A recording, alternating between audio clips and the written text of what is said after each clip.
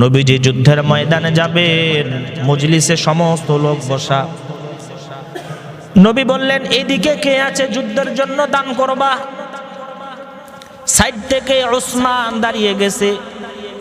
উসমান বলে, নবী গো, আমি যুদ্ধের জন্য 100 উট দান করলাম।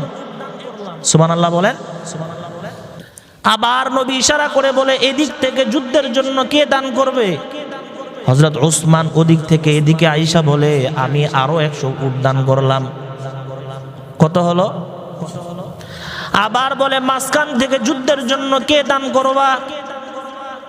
হযরত উসমান আবার পিছনে আয়েশা, মাঝখানে আয়েশা বলে, নবী গো, আমি যুদ্ধের জন্য আরো 100 উট দান করলাম।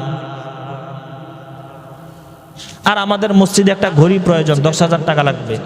ঘড়ি নাই, এইটা দেওয়ারও মানুষ নেই।